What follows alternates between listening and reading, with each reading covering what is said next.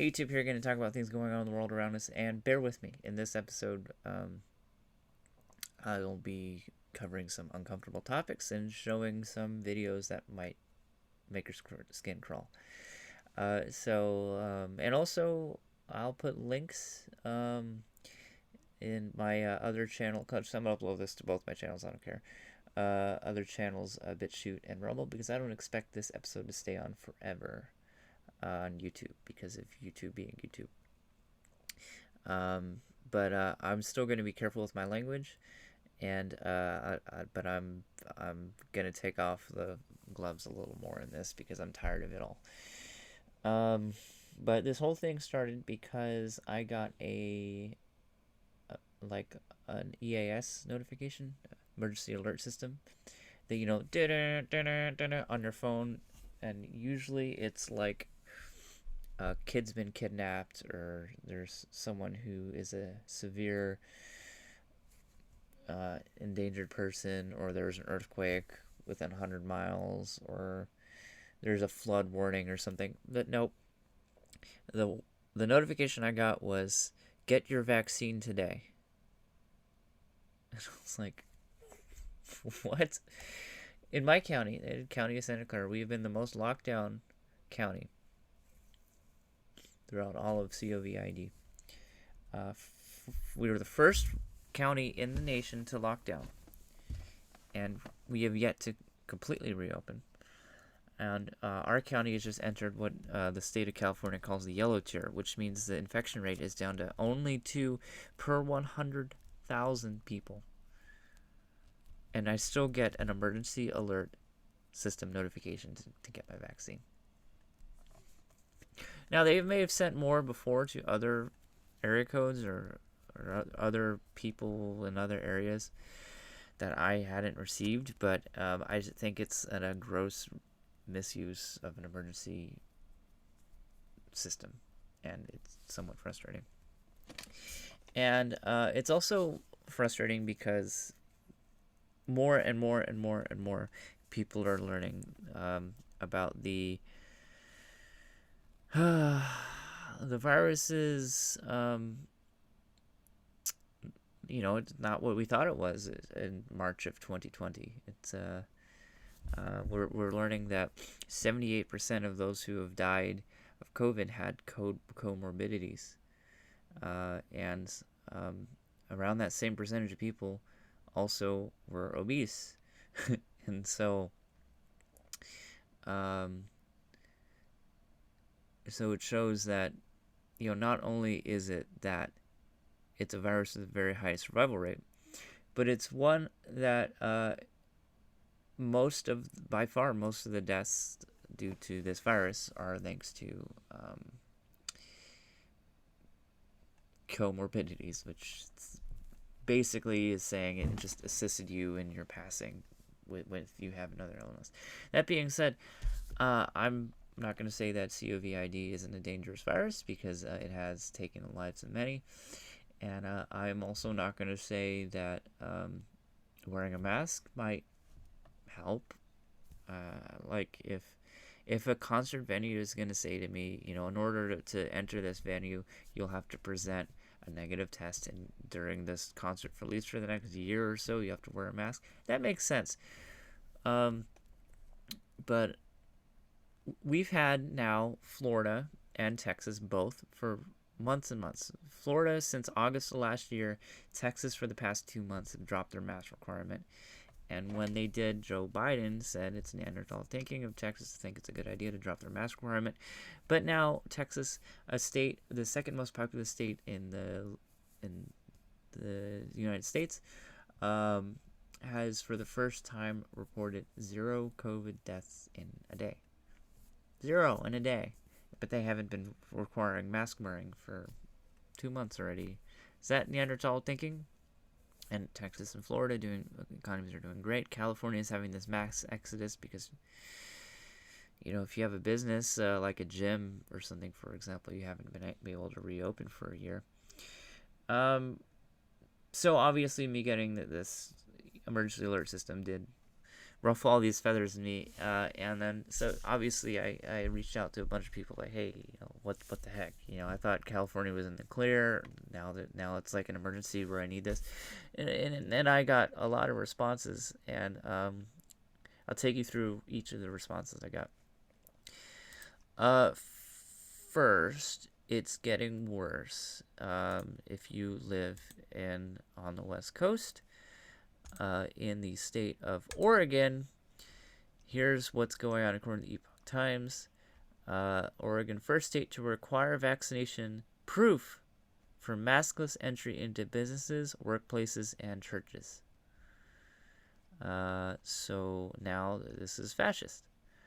I have to put my email there. I know I'm not a member of Epoch Times, but this first paragraph sums it up nicely. The Oregon Health Authority is requiring that people in workplaces, businesses, and religious sites to show proof of COVID-19 vaccination in order to be allowed maskless entry into their facilities.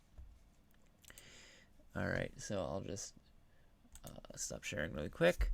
Yeah, so that's the beginning of Show Me Your Papers. And, for those of you who are younger who may not have had the luxury or privilege of having grandparents who lived through World War II, Show Me Your Papers is the universal fascist term now. That it was coined because in World War II, you had to show your papers to show that you weren't Jewish if you were in Germany. And those who were Jewish were given a gold star or white star on their shoulders, and they that was the beginning of their ostracization from society. If you were Jewish, you couldn't enter certain buildings. If you were Jewish, you were beaten in the streets. If you were Jewish, you were relocated into a concentration camp. And the German people, and actually know people who grew up in Germany, World War II, had no idea what was happening to the Jewish people. They just thought they were being sent back to where they came from, but no, they were being sent off to concentration camps to be killed in gas chambers. And for those of you who don't think we are capable of doing that in our modern day, this was only 60, 70, 80 years ago we were doing this. And for those of you who don't think we can do this in modern day, China is doing this right now. China is doing this to the Uyghurs. China is doing this to people of faith, because in China now you can't have religion. Churches are being destroyed. Temples are being destroyed because in China, Winnie the Pooh says no more religion, just like Mao said in the 50s. No religion, so we're gonna go put you in a labor camp. That's still happening in China under new leadership. And the whole reason I bring this up is governments are perfectly capable of doing this. And a counter argument for me is, against me, could be, well, there's this pandemic. We're just trying to keep the world safe. We don't want another outbreak. It's like, okay, I understand that.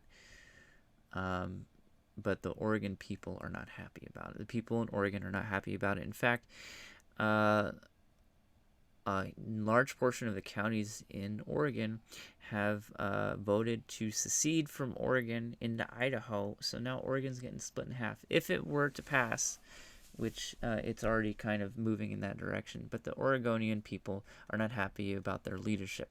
Because what happens in states like Oregon, where you have your population centers concentrated in urban areas, with the most of the population of that state being in rural areas, you have a huge political divide, especially with the extreme of Portland, where they just have been rioting nonstop for they made it for over 50 days nonstop, where their mayor tries to go say and like, oh, look how peaceful it is, while going into the streets doing that, gets a bottle thrown at him. Yeah, yeah. That is where Oregon's population center is, and most people who live outside of those population centers do not believe that. In fact, Oregon is um, in their rural areas are among the most freedom-loving uh, areas in the world. In the United States, if it's the United States and it's the world, in Oregon, commonly people in those rural areas will use bullets as currency because they don't like to use money. That's the kind of um, people that lives in the areas of Oregon that are want to secede into Idaho. So obviously, a huge divide in our country. Texas and Florida have a completely different approach uh, to the likes of California, and Oregon, and Washington, and things are going to keep moving in this direction. But I bring this all up to say there are multiple companies in California now that are going to be requiring masks if you're not vaccinated, or even masks if you are vaccinated for an extended period of time. And Texas has shown us that that is not going to be needed. Um, and there's this, I've talked about this in another episode of my podcast. There's this endless pressure if you're in these liberal states. Every commercial break you're seeing a PSA, time to get this thing in the arm. And if you aren't getting this thing in the arm, you know, do your part and wear a mask forever. And the thing in the arm is not best for famously, right now, Eric Clapton has been on this really long campaign because he almost died from the thing in the arm. And if you don't know who Eric Clapton is, I'm sorry. Eric Clapton is one of the greatest musicians who has ever lived. He is a fantastic guitarist from Cream, Yardbirds. If you don't know those two bands, also I'm sorry. You're missing out. But he is on the older side. You know, he was started his musical career in the 1960s, maybe even 50s, and he's one of the greatest, in my opinion, blues musicians ever, even if people consider him to be rock. But yeah, he almost died from taking it. And so he's been on this really long campaign. And again, if you're elderly, maybe it might be a good idea for you to take the risk. But if you're young, maybe not. I don't know. It's just my opinion. Take it for what it is. But that's another response I got when reaching out to people about this is, the thing in the arm is not as safe as people are making it out to be. So I wanted to share this too because and this is where I get into territory of, maybe this might be disturbing. So if you have a weak stomach, skip ahead a few minutes in the video. But I got this response too when I was reaching out to people about the thing in the arm, emergency alert. But warning, this video will be disturbing. I feel like I owe my followers and everyone donating to help me an update. I'm currently over 4 months in the thing in the arm injury. Some days I just have mild tremors and shakes, but several times a week I have convulsions. I now am having full-blown seizures. Just a few days ago, I was rushed in the ER after my husband couldn't get a response from me. I don't remember much as I had several of these a day, but these were still discharged with zero answers. I took Moderna. I'm going to say it, Moderna, on 1/4/21. Haven't been able to work since 1/6/21. So she works in, oh, look at that. She works in Oakland. Wow. And they have refused to acknowledge any of their injuries and turn down their workman's comp claim. And they're, yep, my fellow employees know I was bullied by corporate that day to take the thing in the arm. I gave in and took one for the team, and they took my life from me. They treat employees like this. Imagine your family's in there. Think about that for a minute. And I'm not sharing sound, but Yeah, I mean, you could see it, so yeah, I can hear it, but you can't hear it, so sorry about that. Right, right, right, right. Yeah, so that's what they're given. She can't breathe. She's having a hard time. This is hard to watch. Yeah, I'm just gonna pause it there because it's hard to watch. But the reality is that this thing in the arm is only approved for emergency use, and is it an emergency anymore? You be the one to judge. But you are, as she stated, taking one for the team in doing so. Um, and why this isn't approved by the FDA is we don't know the long-term effects. We don't know the long-term effects of this, and we are all taking a risk by getting the thing in the arm. I haven't gotten the thing in the arm. I'm not choosing to get the thing in the arm. That's my choice, and you can make a similar choice of if you want. I'm just here to kind of share information. Here's another thing for me to share. 1,000 lawyers and 10,000 doctors have filed a lawsuit for violations of the Nuremberg Code. For those of you who don't know the Nuremberg Code, the Nuremberg trials were the trials which succeeded World War II, which put the Nazi scientists who experimented on people and helped kill millions and millions and millions of people at the behest of the German government. And their defense was they were just orders I was following, and that's indefensible. And the other thing that came to fruition from the Nuremberg trials is the Nuremberg Code. And the Nuremberg Code basically states that you can't force someone to do something against their will if it could affect their health and their basic livelihood. As a government, you can't do this, but these companies are starting to ignore that code and get away with that code.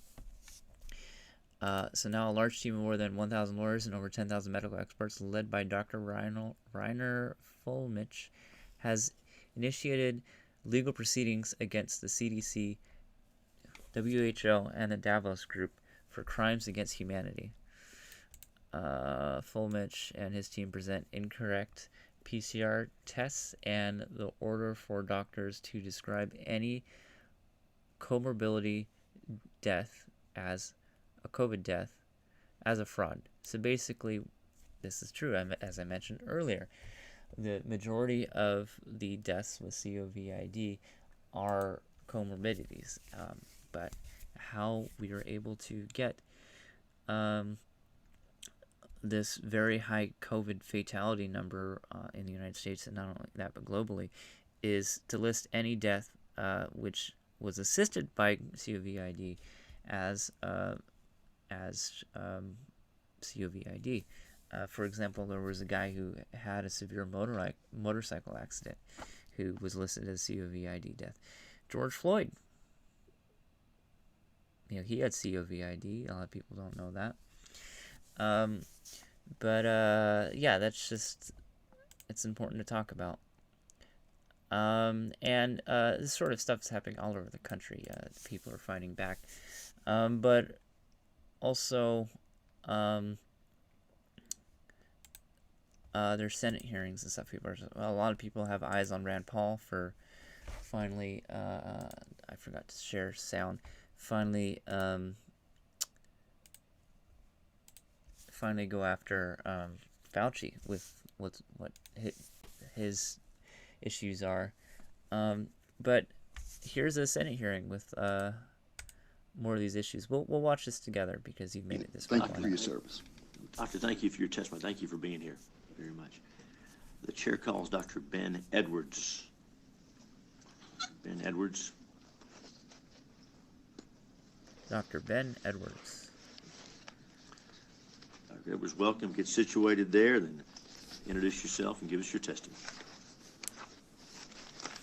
Thank you. Ben Edwards, trained as a family physician. Did my undergrad at Baylor, UT Houston Medical School, and then Waco for family practice residency training where I was chief resident. I spent the first 7 years in private practice at Garza County Health Clinic in Post, Texas as the only physician in the county. The last 7 years, 8 years, I've had my own practice, Veritas Medical, in Lubbock, Abilene, and San Angelo. We have offices. Thank you for the opportunity to testify today. I'd like to begin with a reminder to everyone about the definition of evidence-based medicine that Sackett, Strauss et al. Laid out back in 2000. They stated that the elements of evidence-based practice are the integration of best research evidence with clinical expertise and patient values. Patient values trump clinical expertise, and clinical expertise trumps the scientific evidence. I'm also concerned that the forced and coerced COVID-19 vaccinations would, in my opinion, be a violation of the Nuremberg Code, the UN International Covenant on Civil and Political Rights, Article 7, the UN Universal Declaration of Human Rights, Article 3, and UNESCO's Article 6 of the Universal Declaration of Bioethics and Human Rights. In addition, I have some concerns similar to what Senator Hall already mentioned. According to the CDC's vaccine adverse event reporting system, which I have some updated numbers from last night when I downloaded these, 4,178 deaths are now being reported on VAERS. To give some context, over the past 20 years, all vaccinations combined, there were a reported 4,182 deaths over the past 20 years. In the past 4 months, we're now sitting at 4,178 deaths associated with the COVID vaccine reported to VAERS. This includes a 15-year-old boy in Colorado, 2 16-year-old girls in Wisconsin, a 17-year-old girl in Wisconsin, and a 17-year-old boy, all healthy. He was in New Hampshire. The evidence is pretty clear that VAERS grossly underestimates the adverse events that are reported. A study commissioned by the Department of Health and Human Services, this is in 2010, and Harvard carried out this study. And the conclusion was only about 1% of adverse reactions are ever reported to VAERS. A similar study in 2015. Okay, take that into account. Only 1% of, potentially, only 1% of adverse reactions are reported to VAERS, and he just stated 4,500 in the past 4 months. Potentially, does that mean that there was 450,000 adverse reactions that led to death because of these in the past 4 months in the United States? So I'm going to leave just a link to this in the description below.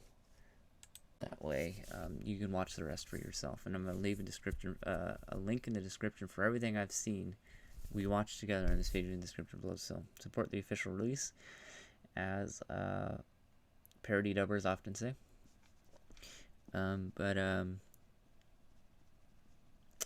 Yeah, in closing for me, it